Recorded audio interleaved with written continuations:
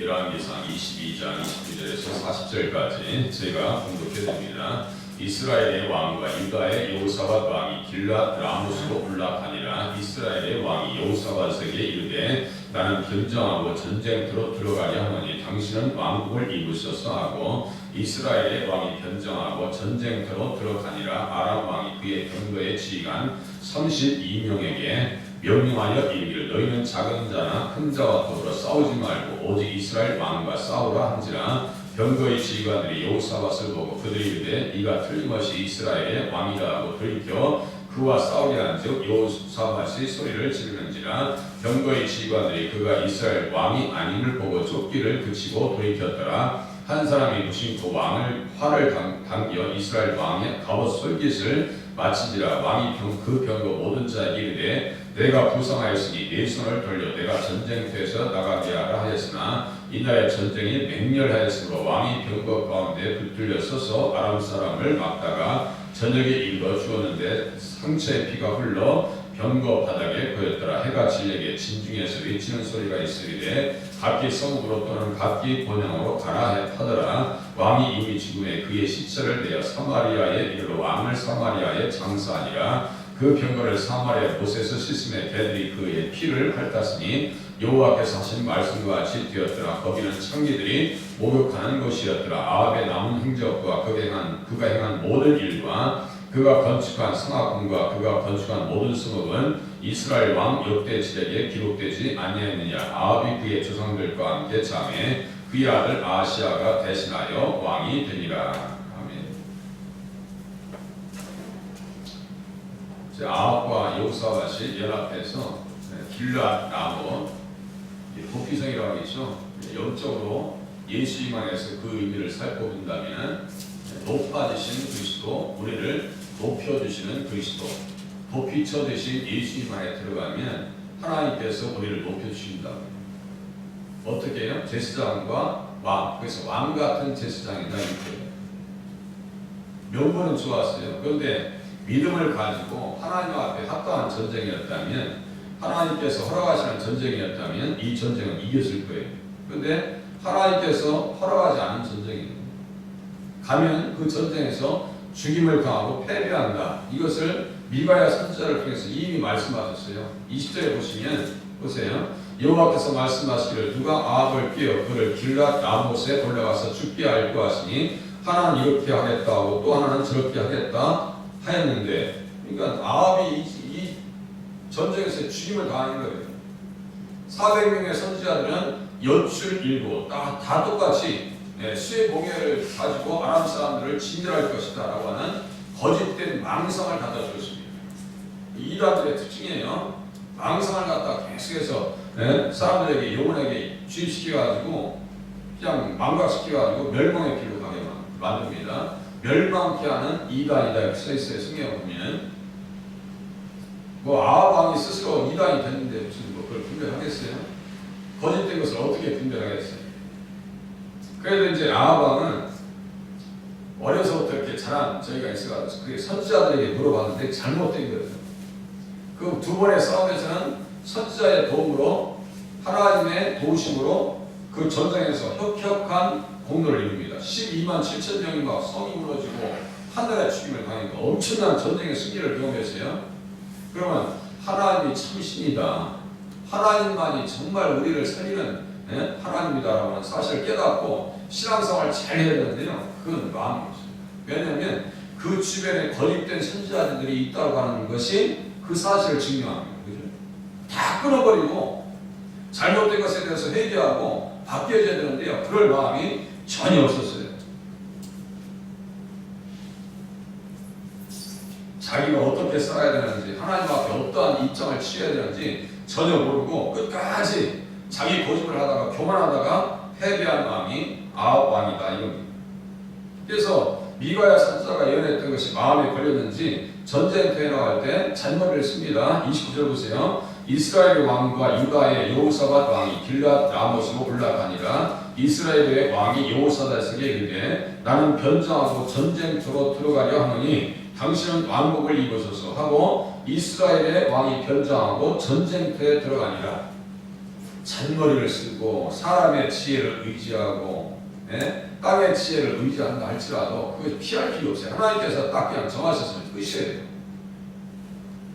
나봇의 포도원 사건을 통해서 하나님께서는 아합 집안이 어떻게 예로보암의 집안이 어떻게 멸망하고 또 그 무명의 선지자를 통해서 아람 나라를 지멸하지 않은 것 때문에 어떠한 화가 미칠 것이라고 하는 것을 이미 다 말씀하셨어요.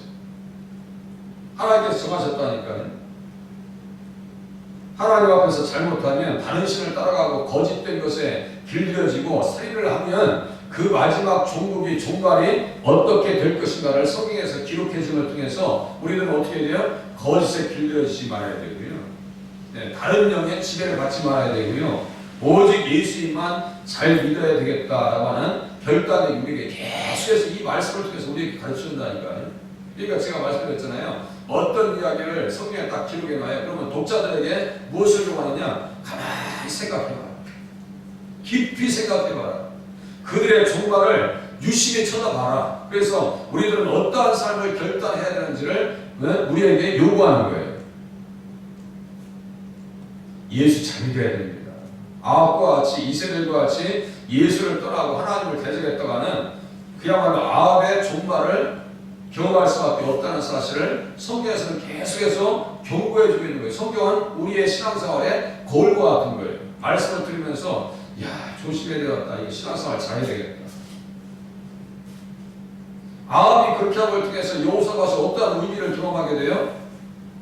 31절 보세요. 아람 왕이 그 병대의 지휘관 32명에게 명령하여 이르기를 너희는 작은 자나 큰 자와 더불어 싸우지 말고 오직 이스라엘 왕과 싸우라 한지라. 이제 수렵전을 하는 거예요. 이스라엘 왕 아합을 죽이겠다고 작정하고 온 거예요. 병거의 지휘관이 여호사밧을 보고 그들이 이르되 이가 틀림없이 이스라엘의 왕이다. 왕국을 왜 여호사밧에게 입혀놓는데요? 왜 왕국을 여호사밧에게 입혀놓느냐고요. 그리고 여호사밧은 누구와 직접적으로 연결되어 있느냐? 예수님과 연결되어 있는 사람입니다. 제가 수요일날 두 번이나 강조했죠. KTX를 타고 부산까지 가면 철로가 있어요. 한쪽 교각이라든가 터널이 붕괴됐다. 그러면요, 그것은 이루어질 수 없는 거예요. 여호사밧은 다윗의 자손으로서 언약의 씨입니다. 언약의 자손이에요. 또다시 말씀드립니다. 오난이 유다의 왕가의 씨를 보이는 것을 하나님께서 악하게 보시고 죽여버리시거든요. 땅에 설정했다고 했어요. 또 바로 왕이 이스라엘 백성들의 남자애들을 다 죽이려고 했어요. 그 배후의 세력을 우리가 생각해 보자고요. 아합의 배후의 영의 그 지금 잔꾀를 부리고 있는 그 영이 배후의 실체가 뭔가.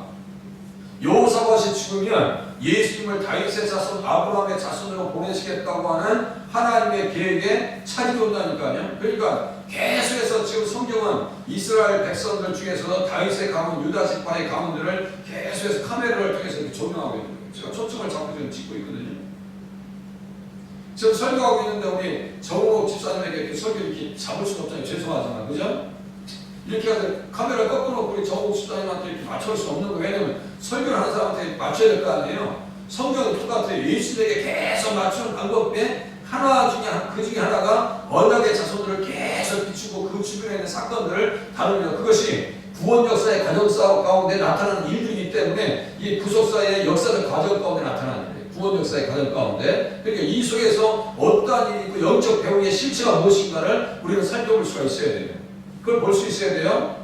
뱀의 여자의 후손이 뱀의 머리를 상하게 할 것이다. 결국은 여호사밧을 상하게 하려는 것이 누구예요? 아합 속에 있는 사탄의 세력이란 말이에요. 이것을 우리가 영적 실체를 밝힐 수 있어야 돼요. 그렇게 하면서 성경을 자세히 보는 거예요.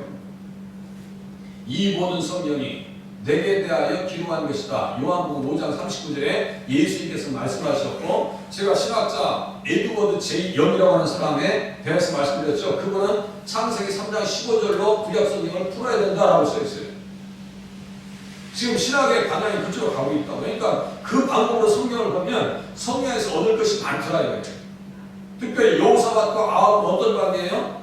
사돈 관계예요. 둘이 사돈을 맺었어요.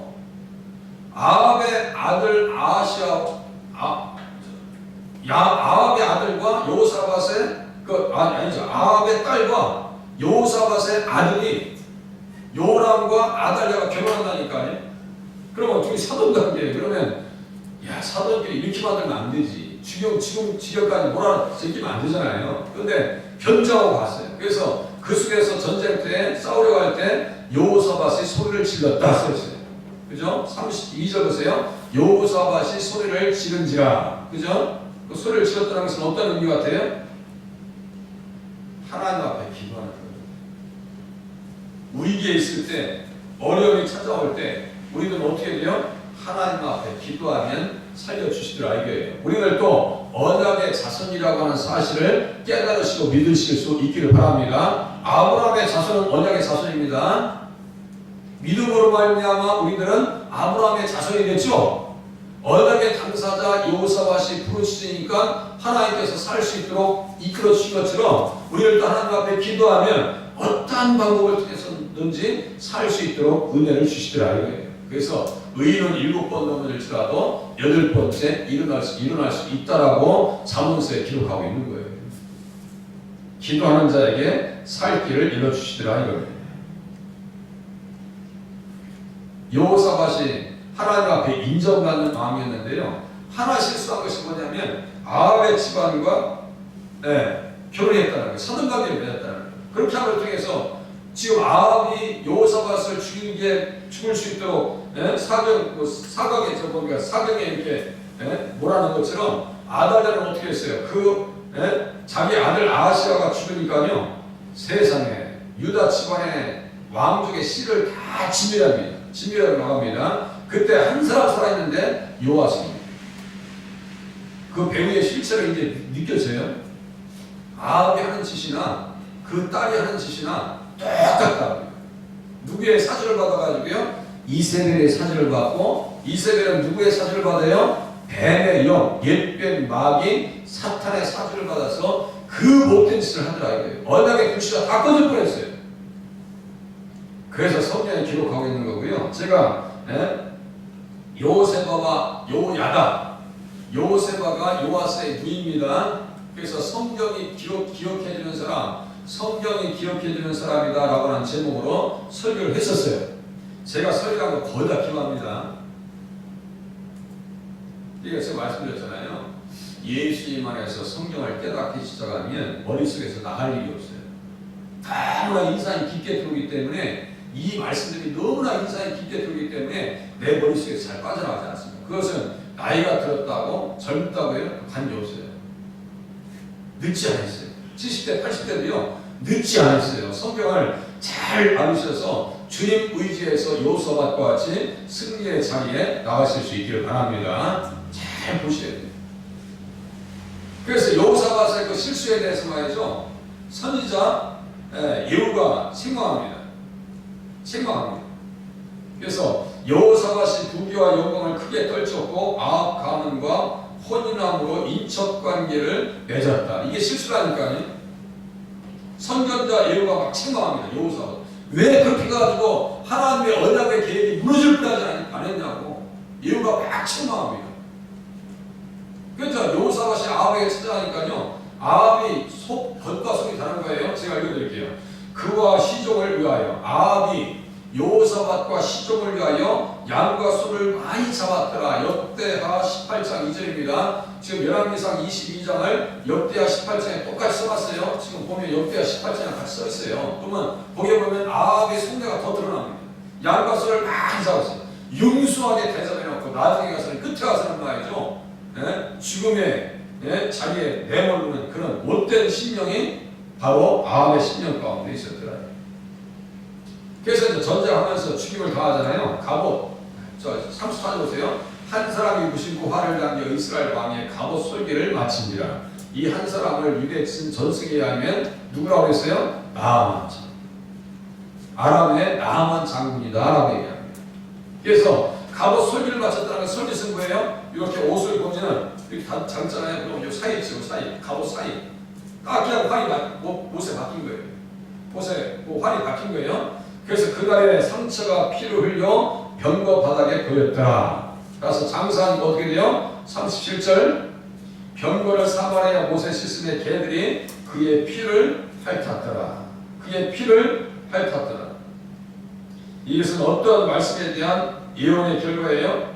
21장 19절에 보니까 너는 그에게 말하기를 여호와의 말씀이 네가 죽이고 또 빼앗았느냐 하셨다 하고 또 그에게 이르기를 여호와의 말씀이 개들이 나봇의 피를 핥은 곳에서 개들이 내 피 곧 내 몸의 피도 핥으리라. 21장 19절의 말씀에 정확한 성취입니다.